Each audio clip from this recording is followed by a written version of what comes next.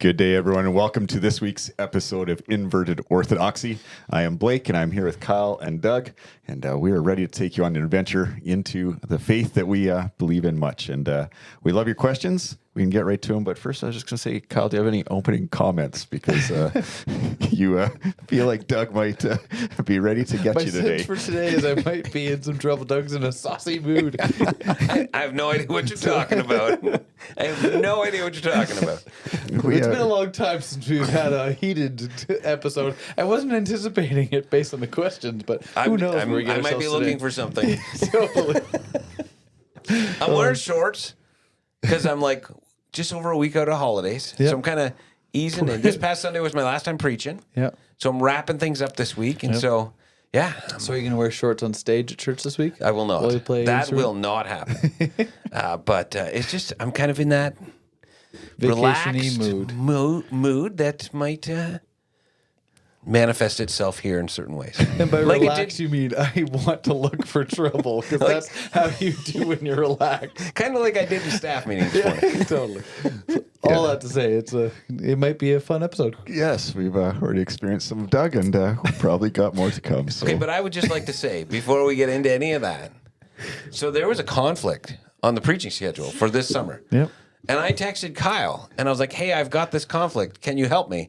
And got a response from him that was like, so I realized I also have a conflict, and I fixed mine. And then that was the end of the conversation. Like a good employee, I solved the problem, so it doesn't For land on my you, boss's you desk. solved the problem for you. That's not a good employee.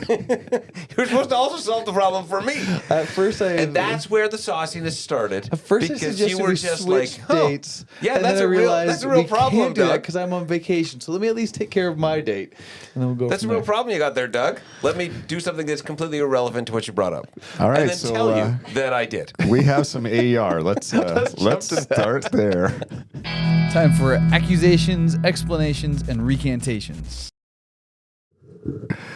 Great. So I like these questions or comments. AER for this week's episode 389. Are all of the Nephilim descendants dead now, or could some of us be part I Nephilim? think Kyle's part Nephilim. Doug, with this level of oppression, is full Nephilim. JK. I want to relay this fun story. So we were sitting around in young adults. This is years ago. We had a group of young adults running, and we were hanging out in somebody's basement. We got talking one night, and we just started like theorizing about theology. This was before I'd ever read Heiser. Yeah. Of how there's Nephilim in the Old Testament. I knew the connections there. We'd all been watching some videos and talk about that. And then we were realizing there are no Nephilim in the New Testament, and there's no demons in the Old Testament. There are demons in the New Testament. Mm-hmm. So we traced, like, okay, how does this work out? And we worked out the theory that Heiser then has substantiated through both the Second Temple writing and through his tracing of the Old Testament of all the demons that are present in the New Testament must be the disembodied spirits of the Nephilim in the Old Testament. So that was the theory that we worked upon that night, and I'm thrilled for Heiser's work that has done a much better job at that. So I would lean on the side of I don't think there are any Nephilim descendants left based on just that trajectory. Because we have demons, I think we actually lack Nephilim. To hold that out. There may still be impacts of that through what we would call and what Enoch would call the watchers that are locked away in some kind of prison during the time of Noah and are still locked away and awaiting some kind of unlocking, but not in the sense that they are continuing to, for lack of a better word, breed. So I would say I think we're done with Nephilim. So, if I'm hearing you correctly, Yeah. your argument is there are no Nephilim because there are now demons. That's my theory. That's where I'm Okay, sitting. my question to that would be, though, then as each of the descendants of Nephilim were killed, Yeah. were the disembodied spirits held in like a holding cell until all of the Nephilim were killed before they were released in the form of demons? No, I think they just began roaming as demons immediately from that point. But I guess, and I'm not disagreeing with the theory that the Yeah. Nephilim became demons, because I would agree with Michael Heiser's work as well. Yeah. But the way you're presenting it is that the demons could not have existed until all the Nephilim were killed off. But I think there's a flaw in that argument that doesn't actually answer the question, because if you killed the first Nephilim, there would be a disembodied spirit that could be a demon. Right? So the fact that we have demons doesn't mean there's not necessarily no more Nephilim. It just means some Nephilim at least were killed. I'd say there's at least a much smaller chance now. And I think if you tie then the conquest of Canaan into this whole conversation of if God was leading the people of Israel through Canaan to wipe out these bloodlines, it seems as though they did a pretty significant job of that, though not total, as we see that within those passages. Well, I guess that's where my question in response to yours comes from. Yeah, so I can't at all, and the Bible doesn't speak to giving us a definite answer on there, but I don't see that line of thinking at all present in the New Testament of something to be considered for bloodlines within what we would call humans. Very clear on being aware of principalities and powers of all sorts and how that works out within our systems of our world and government, but it doesn't seem to have any hesitation or animosity towards people groups who could be of descendant lines. That's just where I'm going. And by no means is it a confident statement, just my theory. Yeah, no, but the only thing I was questioning was the all before there could be any. Yep. I would lean towards the fact there probably are no Nephilim descendants today on the basis of the fact that if God sends the people of Israel into Israel, and that is part of his agenda, though Israel fails, God is not limited to the people of Israel. Right. And if God had decided that he wanted the Nephilim, to no longer be, though the people of Israel failed in their mission, God still would have accomplished it somehow. That's where I would go with that. And I do think we do see the failure of the people of Israel to completely... they wiped them all out 3 chapters later, and they're here. To continually... Like there's this failure to continually do all that God commands in all sorts of ways. And we are no different. But God is still greater than that. There's lots of theories about Nephilim. Like you can, again, rabbit trail and go down those holes or whatever, that there may still be possible bloodlines that are mixed. And I remember listening to one podcast that was talking about the possible portholes that were between, east where the Nephilim lived. So when Israel went in to take them over, they all came over to the west because we find giant bodies and all sorts of weird things on this side. L.A. Marzulli has lots of stuff to say about that, right? Is it Marzulli who talks about them as aliens now, too? And so that any encounters that we have typically called aliens, he would say are actually demonic, Nephilim things happening there. So there's all sorts of theories. And I don't necessarily agree with a lot of what Marzulli says. Yeah, we're not endorsing full support of Marzulli. Fun to watch. He's fascinating. But I of all the things I disagree with, that might be one of the most. The fact that any sort of extraterrestrial thing has to be demonic in the vast universe that we live in. It seems kind of limited to me. Right. So. Yeah. Cool. Lots to think about there. Good question. We'll go on to our first question of the day. On a recent message, Pastor Doug shared about the disciples on the road to Emmaus. He said that they were in grief and didn't expect Jesus to die. They had hoped Jesus would save Israel. But if the disciples had seen Jesus raise Lazarus, why didn't they expect him to raise from the dead? Well, I think there's a lot of possible answers for this, not including the fact that the gospel writers talk about that they were kept from understanding what Jesus was saying.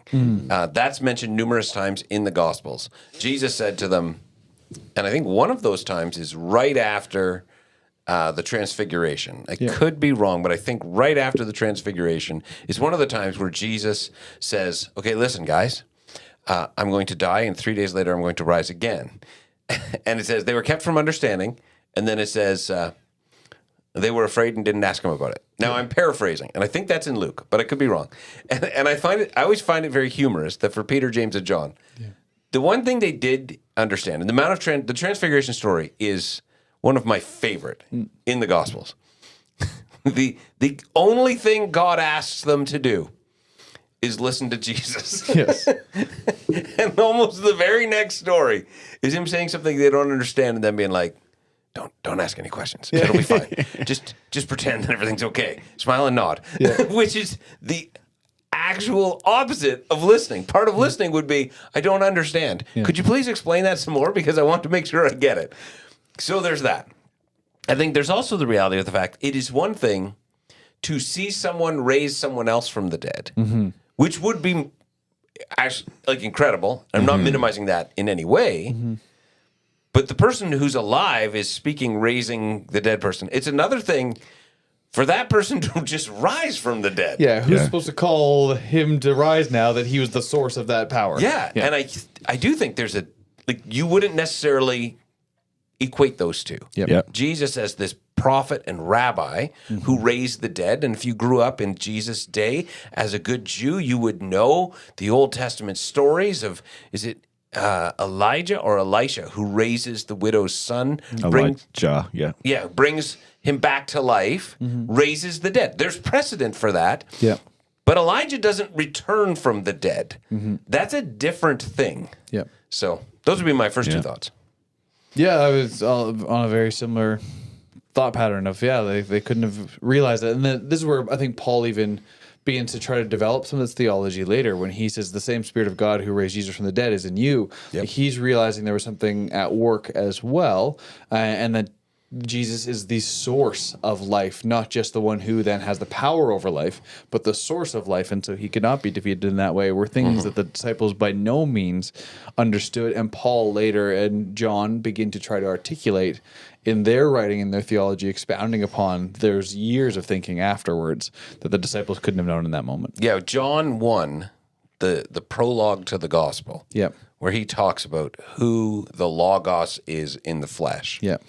He could not have written in those 3 years of following Jesus, right? Like that's post The light who's come into the darkness, the darkness cannot overcome it. Yeah, that's post death, resurrection, ascension, and Pentecost Sunday, and then a lot of time of reflection. Yep. Right, and unpacking all that I've seen, and coming to terms with it, and coming to grips with it, and coming to grasp what I really was in the midst of. And oftentimes, I think we all have those experiences where we will experience something, and then 5 years later, we understand it in a radically different way. Like what John writes in that John 1 chapter is the result of, I think, many years of ruminating on the opportunity to experience all the experience with Jesus, and then have the Holy Spirit bring those things to light. And as John says later in the gospel, continue to teach him, continue to guide him into truth, and continue to remind him of what he's learned. Yeah. So, Yeah. All right. Look at us crushing questions quickly this morning. Totally. This one says, I've been around people who seem to know how to love well. They lift others up and offer genuine care and attention to those around them. Yet I know that they do not live a life seeking Christ and submitting to him. It seems like they have this natural ability to love and be loving. On the other hand, I see Christians who continuously fail at loving well, including myself. I'm having a hard time reconciling these experiences. Do we really need Christ to love well? Is it possible that there are some non-Christians who actually do better job loving people than some Christians do? To the last question, absolutely yes. Yes, that's like there is one easy answer in that one. Yeah, that is the only easy one. So how do you reconcile that then? Because that's the bigger question. I think there's a drawing. This is where theology seems to have a lot of tension, and we use that word regularly because I think it's true. There's a lot more gray than there is black and white. Where some theology and ways of thinking have entirely damned humanity to be of no good, and you can use verses to support that around even our righteousness is like filthy rags, and Christians have become very comfortable with that language. There is an inherent goodness that God sees within humanity from the beginning, and he sees that at creation, but he sees that as wanting to redeem because there is something worth redeeming. He sees his image within humanity. And I'm not trying to say that we are not without fault and much error, much need, and even our to agree with Paul's words that even our righteous acts are nothing compared to God. For sure, that is not to say there's not something good that is within humanity to be able to do that. And so because I believe God's law is to a degree written within humans' understanding and way of the world, there have always been people who are able to exemplify good within the world, whether they are followers of God or not. In the way that the Bible writes of it, that the law is written on their hearts, and this is something done by the Spirit in the New Testament. But I think there's this draw within humanity that is, again, attached some way to how we've been formed to understand it. Now, that often becomes corrupt, and within the environments in which we live, that is a very easy thing to rob. And so some people somehow break through that. And so I would look first at the side of Christianity and say, there are Christianities, not Christianity. I heard that distinction at one point because there's different expressions of it. And there are Christianities in which you're saved into, and what you are saved into is what you're saved to, is how I've heard it phrased as well. And there's certain modes of Christianity that would seek to use the message of the Bible to condemn and to bury and to harm and to judge. And that is the environment which people are saved into. And so the world in which they have entered Christianity is not one seeking to love and see redemption, but one to damn humanity in a lot of ways. I love Brian Zahn's book, Sinners in the Hands of a Loving God, but that was a response to a sermon, a book that was written, Sinners in the Hands of an Angry God. And this view of a God who is just wrathful and angry with humanity is one that a lot of people have held on to. But then when we see a God like that, we become humans like that. Have you read Jonathan Edwards? I have. It's incredible. Like, and not in a good way. No. It is, and it is eisegesis. Like, it is, like, if he did that in Bible college, he would have failed homiletics. Totally. And so I see there's a lot of Christians who have actually been trained. It's not just an accidental human characteristic. They've been discipled towards these ways of being hateful and speaking. And I think that's a place where us sitting here as pastors, we can, on behalf of our peers across whatever lines, we can apologize. Like, we have failed when we've done that. And I've been a part of some of those things, I'm sure, in different ways. And so there are Christians who have been trained into not loving well. And I'm thankful that the Spirit of God is at work within humanity to draw all towards Him, that the Spirit of God who has also been at work to bring people all through time in both groups and individuals. We see that through the Old Testament. We've got Melchizedek, who doesn't seem to be a follower of Yahweh in the proper channels, who exemplifies it. We see all sorts of characters who are outside of Israel who exemplify the best of what humanity was supposed to be. And then we see that even more so in the New Testament, where God is at work drawing people. And so we absolutely see God's work through people who may not even know Him. And there's a great joy. I think God smiles at those situations. And so we're thankful for those. But I think the most assured way for all of us to become more like that is to trust in the one who knows humanity so well and can intricately heal the wounds and brokenness and undo the poor teaching in ways we've seen that yes, we see those pockets, but we can't count on them. So what we want for humanity's redemption is to trust in Jesus and to find Him. And so each one of us who need that much more help and to go even further than maybe our own natural wiring is to be in line with Him. And so Christianity, I believe, is that answer to the way for humans to be most full. Yeah, I 100% agree with everything that you're saying. When I read this question, what I started thinking about was Galatians 5, the fruit of the Spirit. And we take those 9 characteristics, and I talked about this in a sermon recently. We divide them into 9. The fruit of the Spirit is love, joy, peace, patience, kindness, goodness, faithfulness, gentleness, and self-control. We read that as the fruit of the Spirit are. But it's not. It's the fruit of the Spirit is. And the reality is, probably most everyone is naturally good at 1 or 2 of those. I've met people who are naturally joyful. I've met people who are naturally peaceful. I've met people who just naturally have self-control. They are just disciplined people from an early age, and it's not got anything to do with them being a devoted follower of Jesus, at least not any discernible pattern of that. They're just very disciplined people. And so we have to recognize that when Paul writes in Galatians about the fruit of the Spirit, he uses the term is. And it is a lifestyle that exemplifies all 9 of these that we embody the person of Jesus in this way, that we, in an increasing way, show these 9 characteristics, because there will be people who are naturally loving, 100%. And I don't want to minimize that. But I do want to say we're all called to grow, not just in that one, although that one is huge, and our vision statement is imaging Jesus by becoming love. Yep. So we recognize the importance of that. But just this is where the work of grace is to help us overcome the shortcomings that we all have. Yep. But those shortcomings are not all the same thing, right? We all have a fallen, sinful nature. We all have areas of our life that are a struggle, and they're not all going to be exactly the same. Yeah. So one person may struggle with genuinely loving others well. Yeah. Another person may struggle with anxiety and never really have the ability, or really struggle with the ability to live in peace. Yep. Sorry. And so this is where I want to draw our attention back to this idea of the fruit of the Spirit is not 9 things. It is one fruit that is not grown by self-discipline, but grown by learning to keep in step with and walk by and live by the Holy Spirit. So we need to understand that. And sorry, just Yeah, I think something. you got some water there. If you... Yeah, that's not my water, but I might take it anyway. The other thought that I had has just escaped me. And so I'll turn it over to you, Blake. Yeah, I agree with you guys very much. And I liked your word natural, because I think that is, like you said, like we are created in the image of God, right? So there's naturally going to be things that we do to be in that image, right? Yep. Whether we follow God or are submitted to him or not. And I appreciate what you're saying about the fruit of the Spirit. I think the one thing, and I'll ask this more of a question to you guys, or you can tell me if I'm wrong or right. You're wrong.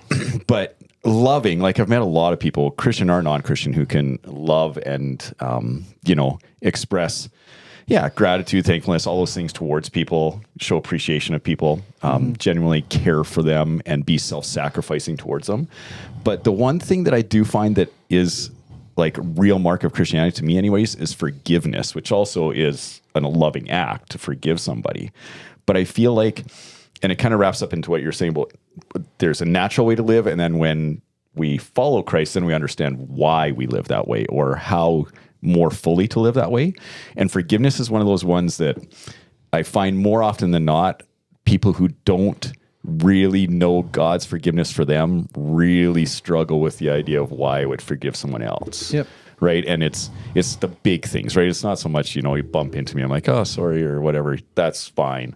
Yeah. But when you've been hurt deeply, I think that takes a God thing to work in our brain and our soul to help us forgive well. So I'm sure that there is people that forgive well outside of Christianity, but that is the one that seems to stand out to me as a mark of someone who really knows Christ well, is someone who can forgive well, right? Yeah. So I don't know if that holds true for you guys or not. I guess I would say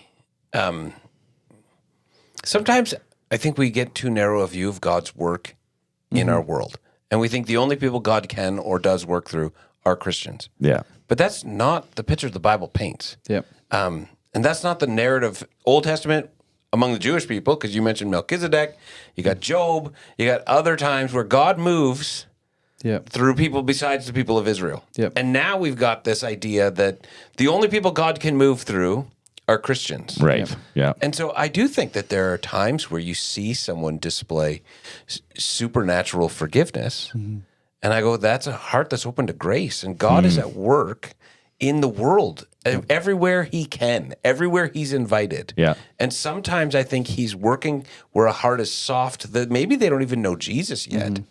But he's still going to get in there and he's going to work to do 2 things. Number 1, to bring restoration where there's the possibility of restoration.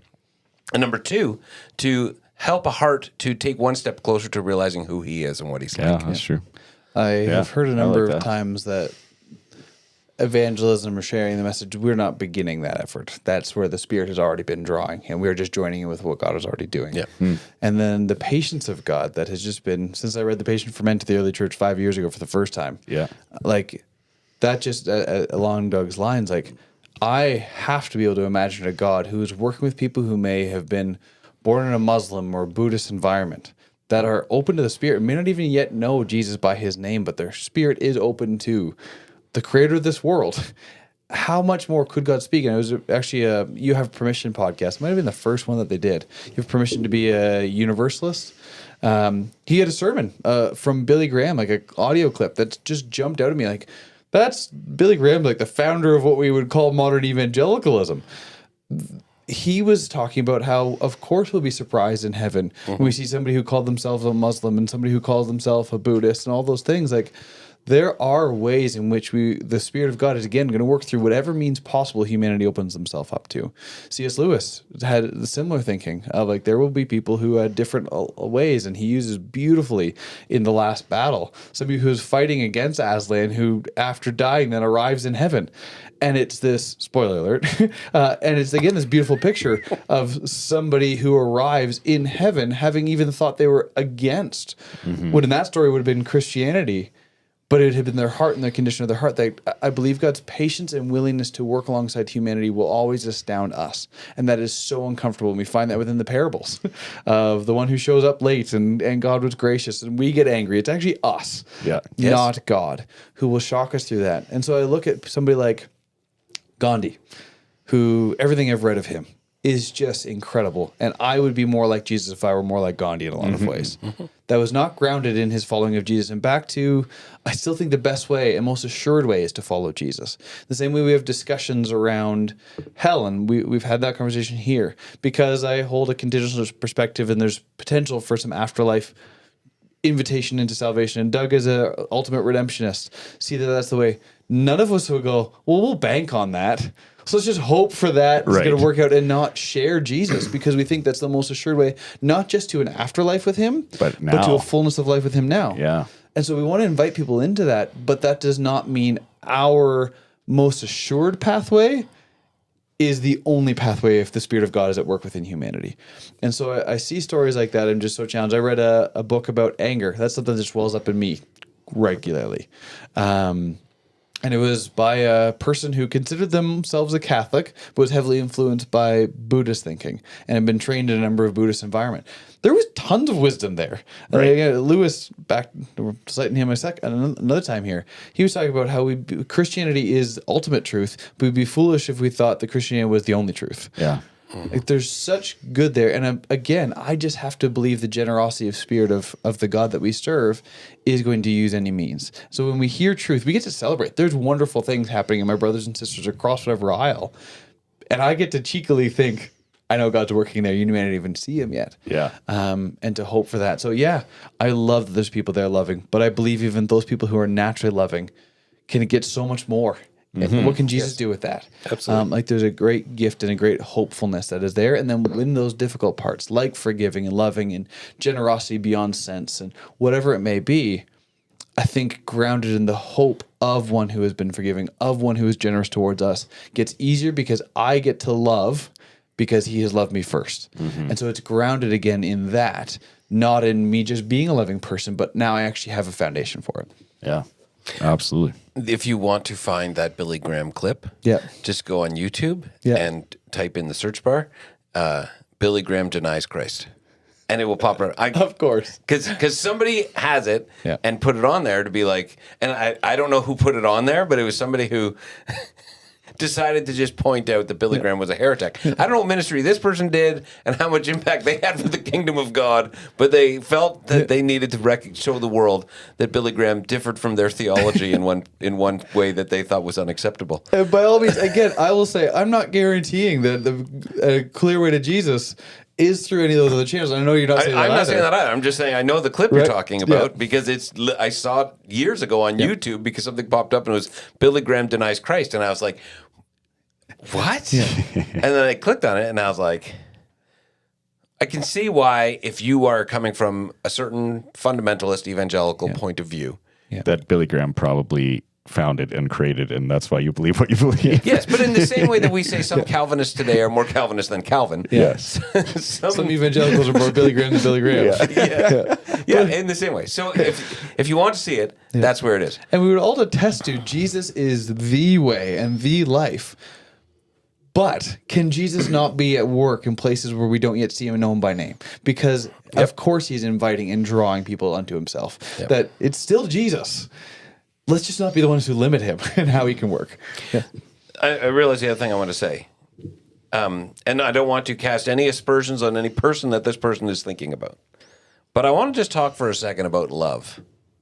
And there are people that I know, that I've known for a long time, that others would say are some of the most loving people that they've ever met, but who have confided in me the struggle that a lot of what they do from a sense of obligation, a sense of trying to earn something, a sense of performance. Yep. And they themselves struggle with the reality of what they're offering the world because they just feel like, I don't know how to, sometimes just like, I don't know how to say no. They do it joyfully, but that's their struggle. And love is both the act and the heart with which the act is done. So I'm not discounting the love that they show, but I was having a conversation with someone a little while ago about this whole topic. And I said, the more free we become, the more pure our love is, because love operates from freedom. So if I'm feeling this great sense of guilt and weight and shame because I called Kyle out for his selfishness at the beginning of this podcast, and so when we're done, I'm like, Kyle, let's go for lunch, and then I spend the rest of the day telling you you're great. Yeah. Not going to happen. I'm enjoying this fictional world, though. Continue. I'm just fucking. And all of that is prompted by this sense of trying to cover up my own disgrace, trying to cover up my own nakedness. Yeah. It's not that I'm not saying that there's not love there. Yep. I'm not saying you wouldn't receive a sense free of lunch. love. You know what I mean, right? Yeah. I'm not saying that you wouldn't go home and say to Allie, man, Doug was really nice to me today. Like, he genuinely loved me. But I would go home and I would still be under the weight of that because we can't outperform our sense of guilt. Yep. We just never seem to be, at least I've never been able to do that. Yep. But Jesus, in teaching his disciples, is like, freely you have received, freely give. That the love that we offer freely is the highest form of love that we can offer. It is the love that flows more freely because it's not our love. It flows from Christ through us to others. And so I just want to recognize that there are sometimes people who are seen as the most loving people in the world. And they are, but inside, they're struggling from a real heavy burden of something that they might say, I don't love well at all. And I'm not discounting the acts. And I want to be very clear on that because the act is still loving. But the reality is, and this is part of the work of Jesus and why, we've done soul care a number of years in a row in this church and why you do inner healing prayer with people who want it. Because the more free we can become, the better we can love. Absolutely. That's Galatians 5:1 and Galatians 5:13, right? Yeah. It's for freedom you've been set brothers, free. free. Yep. Stand firm in that freedom. Yep. Don't be burdened again by yoke of slavery. And then 5:13, you've been called to freedom, but don't use your freedom to indulge in the sinful nature. Serve one another in love. Yep. Reconciling those two passages that both speak to freedom and coming to understand how they are not contradictory, but how they speak to the greatest love that we can give will always flow from the greatest freedom in our soul is something that we could all do well to meditate on. All right, different direction altogether. Is there a lot of examples about the differences of Catholic and just Christian? So I want to begin by saying, and I recognize other people will see this differently. Within the river of Christianity, there are many streams. And one of those streams, albeit a big one, is Catholicism. The biggest one, arguably. Yes, certainly. I was saying arguably. Yes, it is that. But there are people who sometimes differentiate them. Yep. But I don't see it that way. And when people talk to me about, well, that person thinks they're a Christian, but they're Catholic, I'm always very quick to go, well, why are they not a Christian then? Yeah. Right? The Catholic Church would, they're the ones who created the creeds.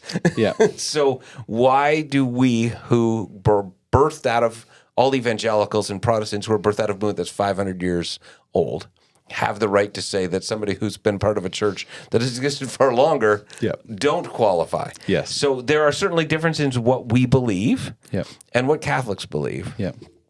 But I had a grandmother who, my dad's mother, who was a staunch Catholic her whole life, Yep. who was one of the most Jesus-loving people Yep. that I think back of in my life that I would ever know and meet. Prayed all the time. Just seemed to me to be always somebody who loved God. Yep. You know, when I went to Bible college, it was like, I'll be praying for you. The last time I had a conversation with her was just before I was about to graduate. And she was like, the next time I see you, should I call you Father Doug? And I was like, I feel like we'll be good. You can just call me Doug still. That's But awesome. she in her mind, those were overlapping. Yeah. And evangelicals have often separated them Yep. because of some of the differences in belief. Yep.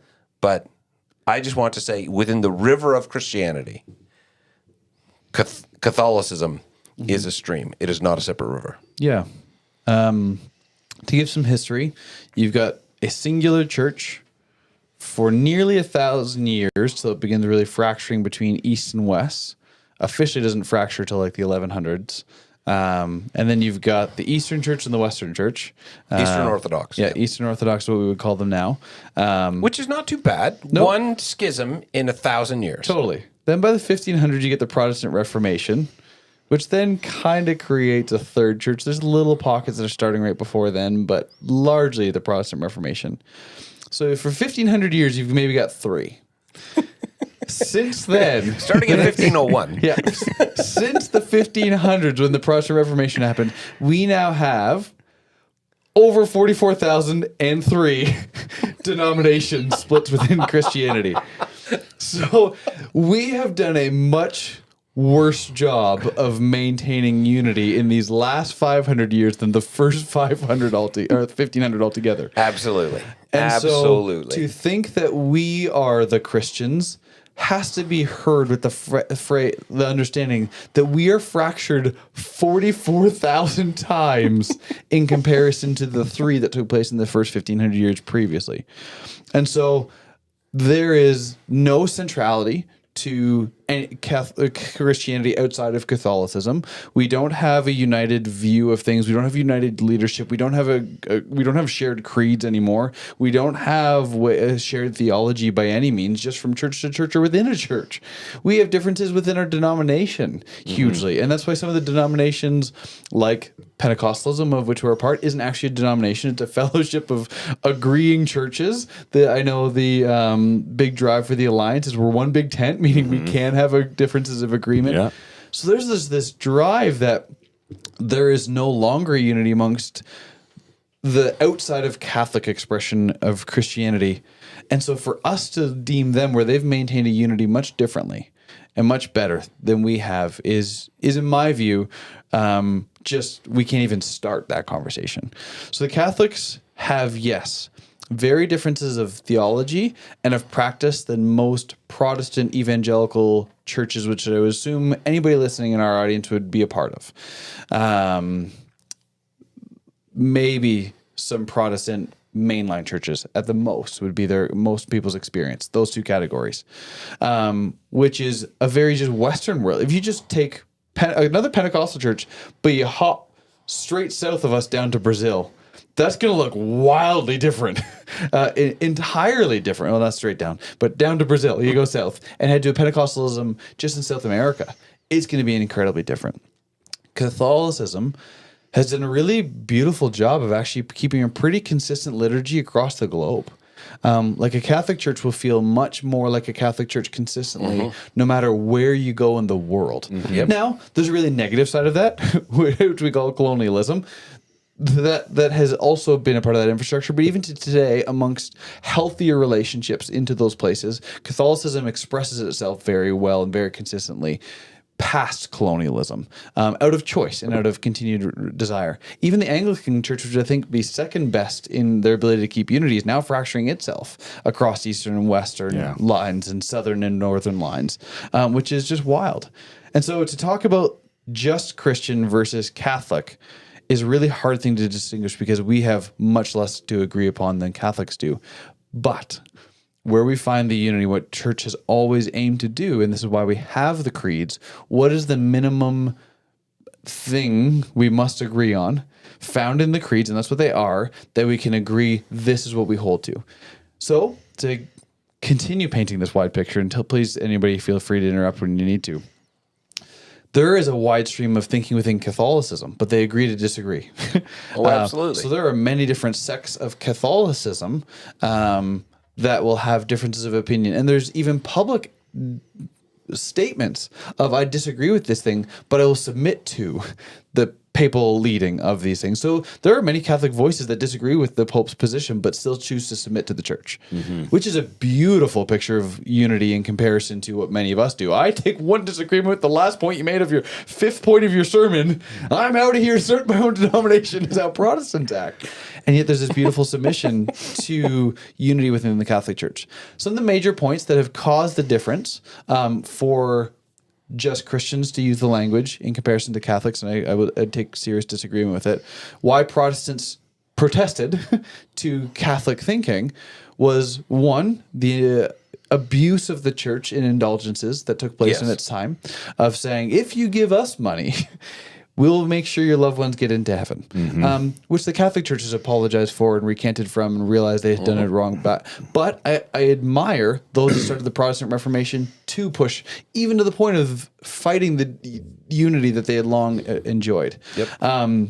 Others have long held on disagreement over prayer and worship of Mary in particular, but of the saints, which I'm happy to try to give clarity. Nobody looks to Mary as their savior. Jesus has always been the saving grace that Catholics look to. The Catholics see through the language that is found in Revelation and other parts that the saints are still living. They believe in that resurrection hope that is theirs now and outside of time, and therefore are alive at this moment. And they're in the presence of Jesus. And so in the same way, like, Blake, would you pray for me for this? I can ask my across time and space brothers and sisters in the faith, would you be praying for me? Because you're in the presence of Jesus. Would you be speaking to him on my behalf? And Mary is the closest one to Jesus. Would you speak to Jesus on my behalf? But not only are you closer to Jesus, but a recognition of the fact that while you walk this earth, you took your faith serious, and you grew in your faith, and you grew like you were a saint. Like, and we make that term minimal. Like, we're all saints.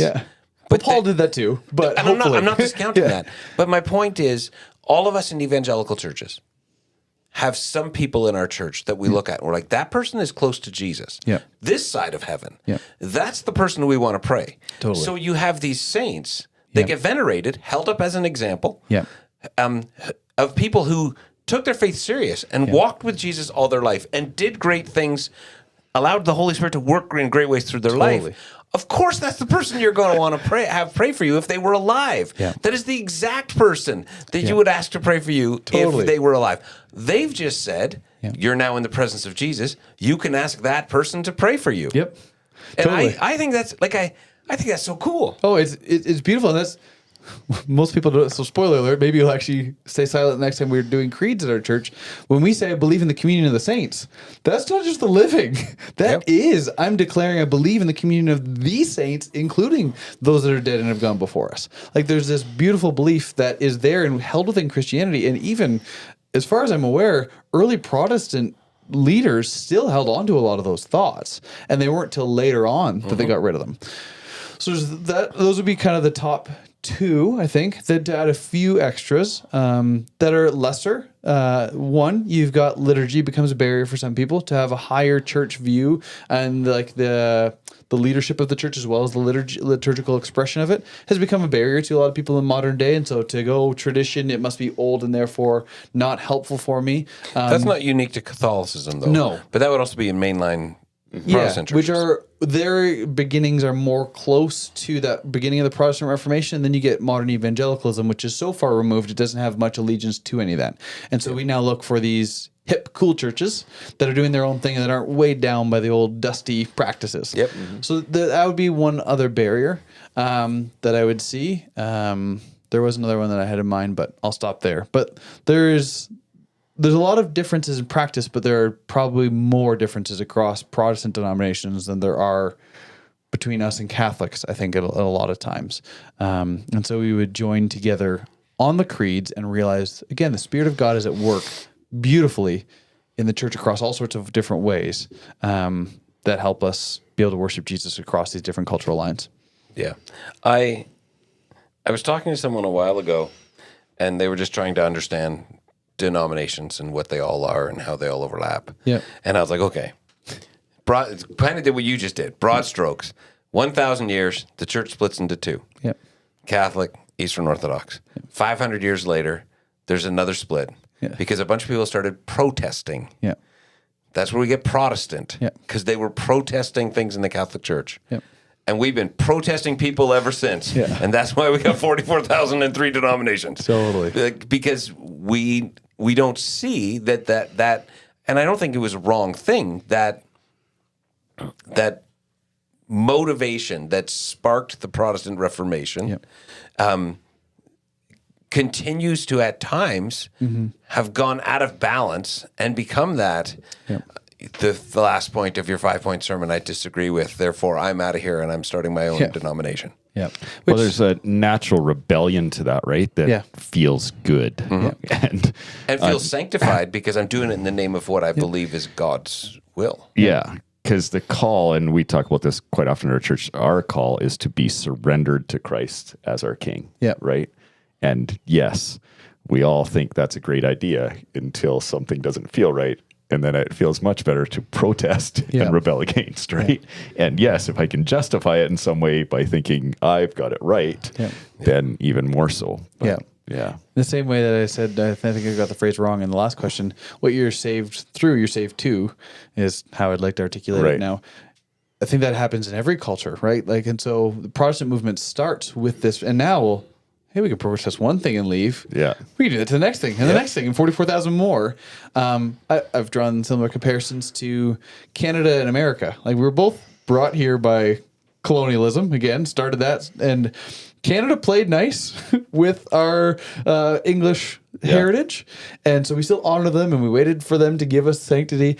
America was like, we're out of here. We're going to fight our way out. Yeah, and they got independence. Still to this day, they still fight for independence. Correct, right? And fight amongst themselves. And there's that attitude of picking up arms and fighting against and not trusting the government that still carries on in their culture much more than it does in our Canadian culture.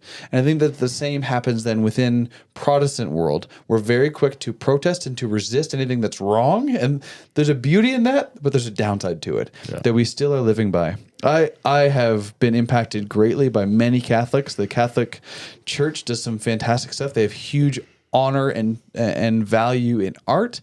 They've got a whole department in the Vatican dedicated to science, which evangelicals have done so poorly. like there's so many beautiful things that Catholics have held onto across language and cultural lines.